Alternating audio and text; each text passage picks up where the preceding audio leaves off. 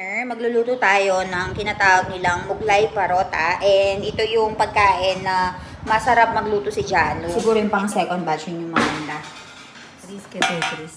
Around 35. Gagawa si Mami daw ng ganyang wrapper ng around 35. So,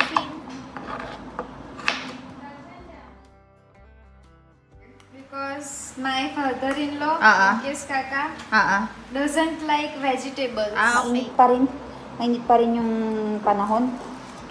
Kaya medyo haggard tayo ngayon. Oil. So, tapos, medyo matrabaho lang. Like human seeds, especially other Filipinas living in India. Cereal George. So, ayan. It's just called potato parata. You did not put na paste. Ayan, dito. Lalagyan niya na.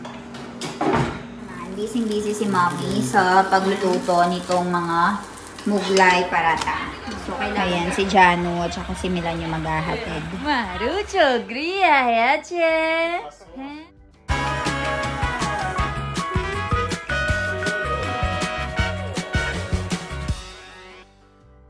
Guys, for our dinner, magluluto tayo ng tinatawag nilang muglay parota. And ito yung pagkain na masarap magluto si Jano. And kanina bumili na tayo ng mga ingredients na kakailanganin. So, papakita ko sa inyo. So guys, meron tayong capsicum, may carrots tayo dito, may cabbage, and this one is tomato. And you, what is your contribution? I'm planning to watch season. And right over here, si Jano. Jano, what are you doing? It's rotli for wrapping. Okay. So, ito yung gagamitin natin na wrapper. You know, in the Philippines, Jano, we can easily buy the wrapper, but in here, you have to make. No, in India, we can also buy, but not in Rajpipla. Double as Rakwa.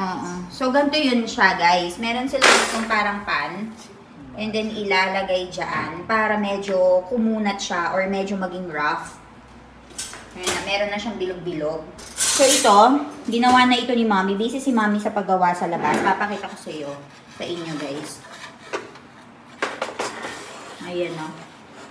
Wrapper yan na gagamitin natin for the muglay parata.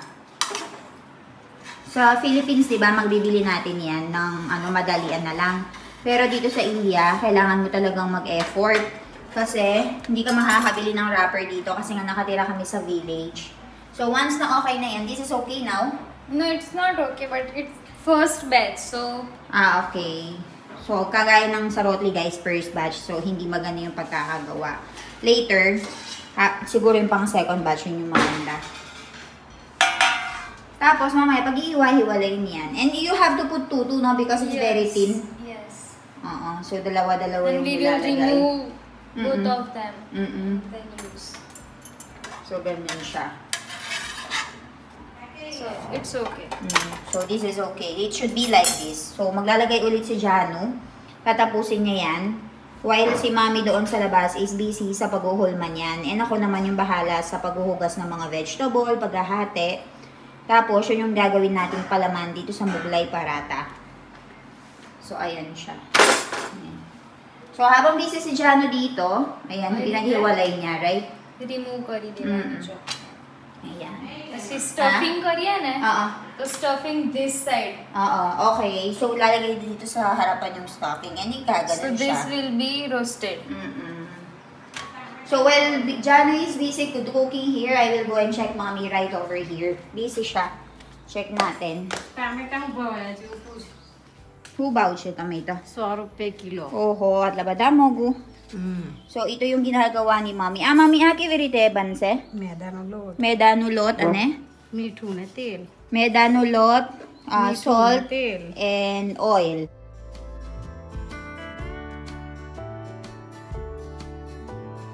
So, ayan, medyo mahirap siyang bilugin. Kaya si Mami yung expert sa pagbibilog nito, guys.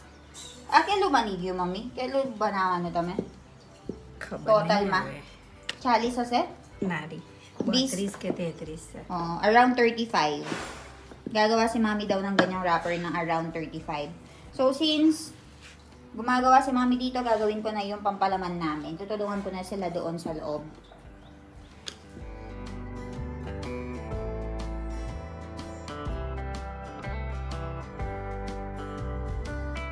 Sa paggawa ng muglay parota, guys, kailangan natin ng carrots dito, kailangan natin ng cabbage, tsaka yung capsicum. Tapos dito, meron din tayong tomato. Pag sasama-samahin lang natin yung mga vegetables na yan, and then lalagyan natin ng cheese on top. Papakita ko sa inyo mamaya yung buong process. Kasi sila dyan. Si Jano is making potato. Jano, why you have potato here? Because my father-in-law, yes, Kaka, doesn't like vegetables. Okay. So, you can choose to put potato for your muglay parata, right? Yes, only potatoes. What did you put inside? Masala? Yes. Which? Chili powder? Chili powder, turmeric. Okay. So, yung father-in-law niya, hindi siya hindi siya kumakain ng pure vegetable na ganyan. So, gusto daw niya is potato. So, dito, gawin na natin itong cheese. Ako yung bahala sa pagka-cut ng mga vegetables and pag-grate nitong cheese. Tapos, i-wrap na natin yan later on.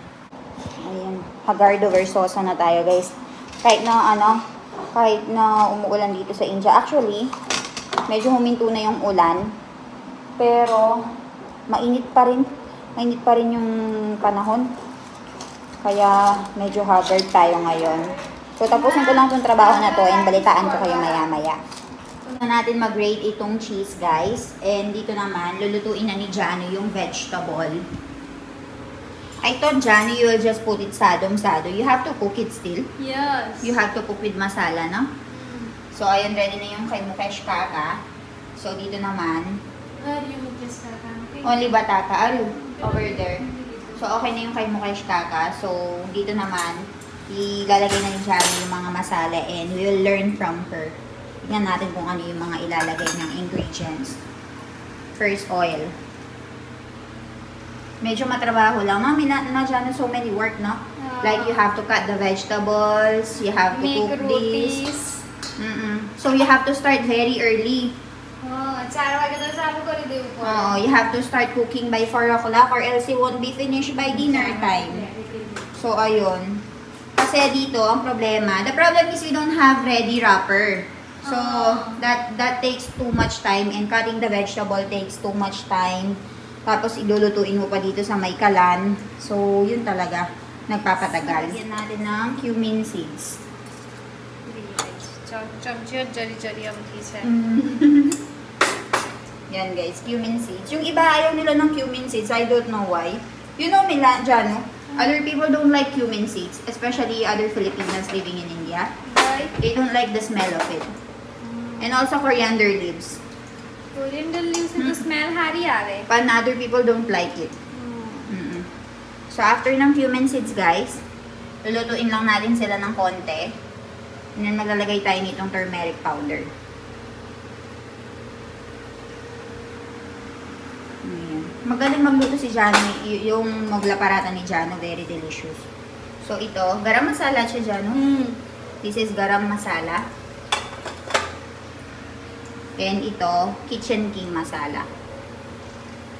Ayan. Maglagay tayo nitong salt. Daming mga spices na pinaglalagay, no guys. Kailangan kasi nila nung kasi wala silang karne eh. So magiging ano dapat sila. Ma-experiment sila sa pagkain. Chili powder. So kapag okay ng masala, tsaka natin ilalagay itong mga vegetables. Super Dios eh. Cereal Josh. So ayan. Lalagay natin itong vegetable. Yung vegetable na yan, mixture of carrots, cabbage, and capsicum. Tapos, hinati natin sa maliliit na peraso yung mga tomato na yon. And nagpa-boil tayo ng potato. Ayan. Then, we-mix natin siya. Together with the masala.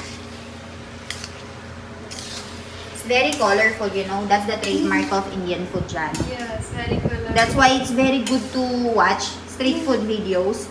It's very viral in the Philippines. Diba? Napaka-colorful, guys. May orange, may green. White, red. You can also put onion if you want to, no? Yes. But since it's very, it's very tiring. It's very tiring, guys, if iba-iba yung lulutuin mo.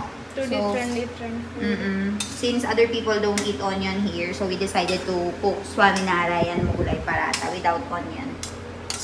So, ayan. Pagkatapos mong mahalo, નહીં નાખવાનું કશું ને પતી ગયું. પોટેટો નાખવાનો ને આ શેકાઈ જાય ને બ્રાઉનિશ કલર આવી જાય ને પછી પોટેટો એડ કરવાનો. Okay, so once brown na daw to or naluto na yung mga vegetables, saka natin lalagay yung potato and pwede na natin siyang ibang palaman.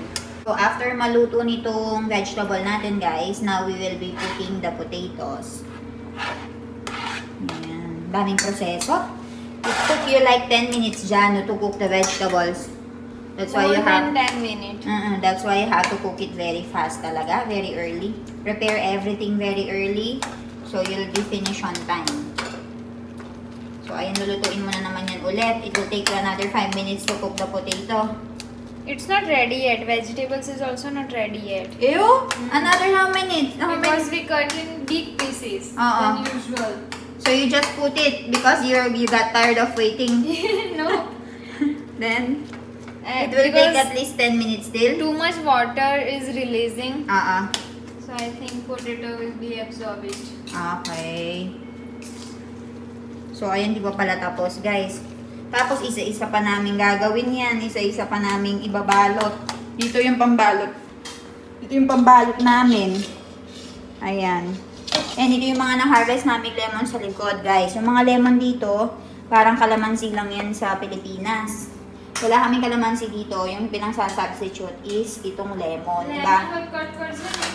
Egg Josh. Yan, lagyan natin ng lemon guys. Pampa-enhance ng taste.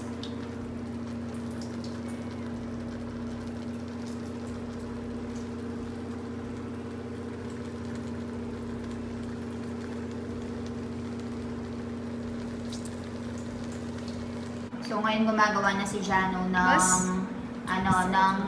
tawag dito, green chutney and tomato sauce mixture. So yan yung magiging sauce ng Mughlai paratha natin. Green chutney with tomato sauce ketchup.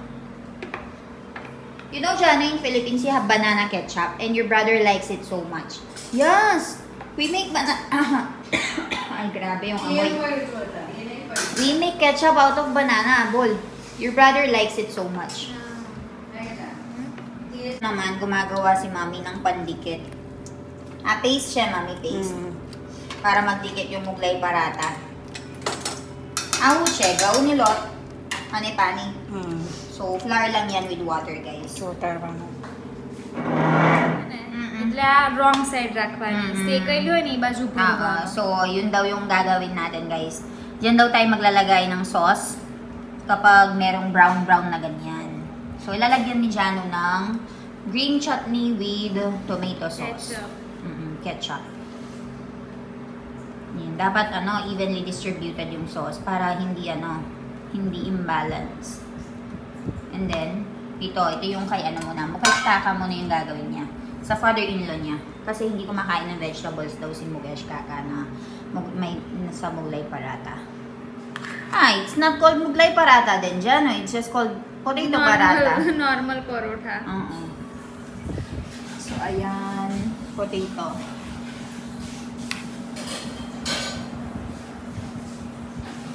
Gagawa siya ng dalawa para sa father-in-law niya. And then, napakadaming cheese. Bada cheese makido. And then, after nyan, tignan natin kung anong gagawin. Cheese જો સ્ટીકી થઈ ગયું હ્યુમિડિટી ના લીધે.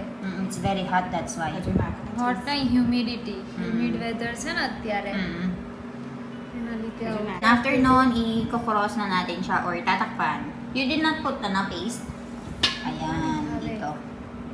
Lalagyan niya ng paste yung gaunulot with water. And yung pampakit. Para dumikit siya. And then, sasarang ganyan. Yan.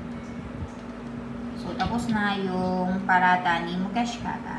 And then, afterwards, mag-ano na tayo ng vegetable. Gagawin na ni Jano yung para sa atin. So, papakita ko muna sa inyo yung buong process and then tutulungan ko na siya. Kailangan natin ng green chutney. Pero, ang kaibahan lang guys, kahit dun sa father-in-law niya, Ito yung gagamitin natin na vegetable na may kasamang potato. So, i-spread mo lang siya. And then, lalagay na tayo ng kahit 2 kutsara lang siguro nito, pwede na. 2 kutsara. Para hindi ka mahirapan na magsara. And then, maglagay ka lang ng cheese. Cheese natin. And then, once na malagay mo na yung cheese, pwede mo na yung takpan. Konti-konti lang nilalagay ng cheese ni Jano. Ewan ko kung bakit. Baka ayaw nila na masyadong cheesy dun sa bahay ng in-laws niya. So, tatakpan ng ganyan. And then, yung yung flour lang na may kasamang water, yung gagawing pandikit ulit. So, ayun. So, after nito, tutulungan ko na siya, guys, and I'll see you later once nalulutuin na.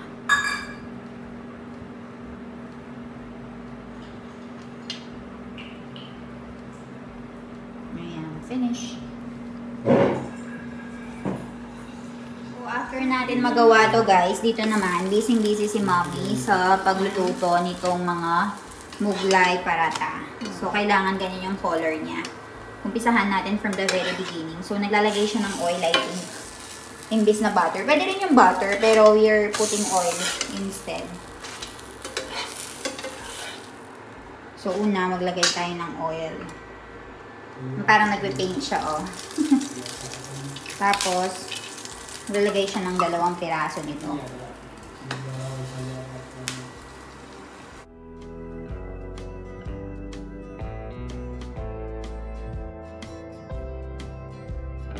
Gahatid na sila ng pagkain for the in-laws of Jan. Gahatid na nila. Ako?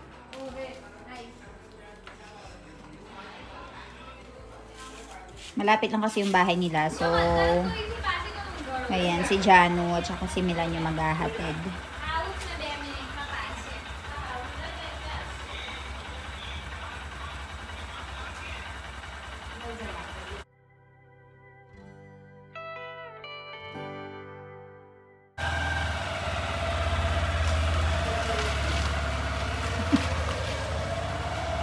ले मारू छोकरी आया छे हैं मारू छोकरी आया छे la la la la la. Hi guys, so Q&A tayo. Sagutin natin yung question ni Stephanie.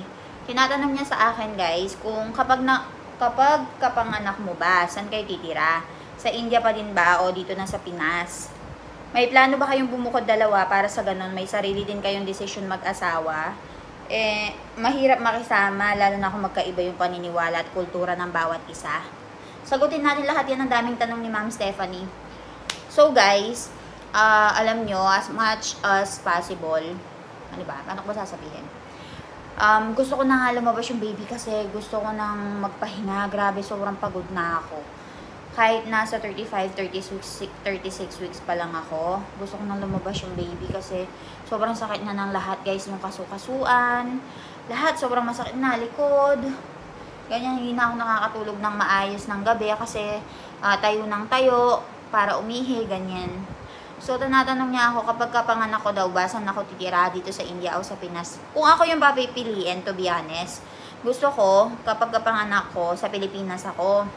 Pero, ang daming magiging problema, guys, kung sa Pilipinas ako. Kasi unang-una, walang passport pa yung baby. Kailangan mo munang kumuha ng passport ng baby kapag pinanganak siya. Una, other card. Other card yung kailangan. Parang, ano ba yan? National ID card siya dito sa India. Yung other card na sinasabi ko. So, kailangan niya munang kumuha ng ganon. Pagkalas kumuha ng passport, yung waiting list sa passport, ilang months. Tapos ako, kinokompleto ko yung OCI ko. So, baka by September or October dumating yung OCI ko or November. Hindi sure. Pero mag-a-apply ako sa September ng OCI kasi kailangan pumunta sa mga interview dun eh. May interview pa akong pupuntahan para bigyan nila ako ng OCI. So, hindi muna namin inaasikaso ngayon kasi nga buntis ako. Tapos, pagkatapos ng kukuha pa kami ng visa. So, marami talagang mga proseso bago kami makauwi sa Pilipinas. Pero kung papipiliin mo ako kung saan ko gusto na tumira pagkapanganak, syempre mas gusto ko sa Philippines kasi makakain ko yung gusto ko. syempre kung magpapa-breastfeeding ako, mga sabaw-sabaw, makakain ko. Hindi tulad dito kung ano-ano yung mga pinapakain, mga rotlo, mga, basta yung way nila ng pangpagatas para sa mother, ganon. Syempre, mas gusto ko yung sinigang na salmon, ganyan, yung ganon yung iniinom para dumating nga yung gatas. And kung may plano daw ba kami bumukod para may sarili kaming desisyon. Actually guys, sa totoo niyan, sa totoo lang, no, nakikita ko na meron nga mga differences pagdating sa paniniwala at kultura. So, kung bubukod kami, hindi pwede kasi mag-isang lalaki lang si Milan and kailangang alagaan yung nanay at tatay niya. And para sa akin, mas convenient kung nakasama namin yung mga magulang niya. Kasi, sumasakit na rin yung likod ni mother-in-law tsaka yung paa niya. Tapos, kung ako lang mag-isa naman, wala akong kaantabay sa pag-aalaga ng baby, baka hindi ko rin kayanin kasi ako yung magluluto ng pagkain, ako yung mag-aalaga ng baby, asikasuhin ko si Doc Milan, tapos nagba-vlog pa ako. So, parang hindi ko kakayanin kung ako lang mag-isa and nakabukod kami. Pero kung merong opportunity na bumukod kami guys, like kung magtatrabaho si Milan sa ibang lugar or kung kailangan namin pag-aralin yung anak namin sa city, tapos kailangan namin bumukod, di bubukod kami. Pero yung forever na bukod, na iiwanan talaga namin yung nanay at tatay niya, hindi siguro. Kasi imaginein mo kung ano yung kung ikaw yung nasa sitwasyon nila. And ano yung mararamdaman mo kapag iniwanan ka ng kaisa-isang anak mong lalaki. So, siguro ako guys, kaya ko naman mag-adjust as much as possible. Kaya ko namang intindihin yung kultura. Kasi, ginusto ko to. Nag-asawa ko ng Indiano eh. So, ginusto ko na ganito yung dadasnan kong kultura. So, ayun, unawain lang talaga, tsaka intindihin. Para sa akin, point of view ko lang. Tsaka mabait naman din kasi yung mga binan ko, yung mother-in-law ko, father-in-law ko, tsaka yung hipag ko dito na si Janu. So, ngayon, wala pa naman ako nagiging problema. Minsan lang talaga, yung pagdidesisyon, kailangan mo muna sabihin sa mga nakakatanda. Like, kung meron kang gustong bilhin, sasabihin mo muna sa kanila na gusto mong bilhin to, like yung crib nga, ganyan. Tapos minsan makikilam talaga sila na wag mo nang bilhin yan, magbibigay sila ng suggestion. Tapos, kung valid naman yung suggestion nila, pwede mong tanggapin. Kung gusto mong ipilit yung sa'yo, ipilit mo. Kaya lang, medyo may hurt sila kasi parang feeling nila binabastos mo sila, ganun, di ba?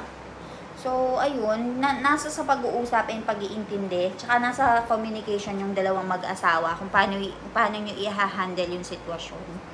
Lalo na kung yung mga tao dyan na mayroong mga mapakialam na mga biyanan, medyo mahirap yung sitwasyon. Actually, yung binang ko din ditong babae, guys, very opinionated din siya. Medyo, ayun, sa mga decision, gusto niya rin na siya yung nasusunod. Kahit nga yung biyanan ko lalaki, medyo tiklop sa kanya. Pero, sa maliit na bagay, iniintindi lang namin siya kung gusto niya bumili ng ganito, kung gusto niya yung ganyan. Iniintindi namin siya, kaming apat dito. Si Janu, ako, si Milan, tsaka si biyanan ko lalaki. Kasi, medyo, ayun nga, yung ugali ng biyanan ko, anong tawag doon? Opinionated and gusto niya, siguro nakaugalian niya na siya lang mag-isa yung nagdi-decision, tapos tangulang-tango yung biyanan kong lalaki. So, nakasanayan niya na parang siya yung nasusunod. So, unti-unti, inaano namin na minsan may mga bagay na hindi siya yung masusunod. Kaya, ayun, parang naintindihan niya ng unti-unti na minsan kailangan niya din mag-adjust. Ganon.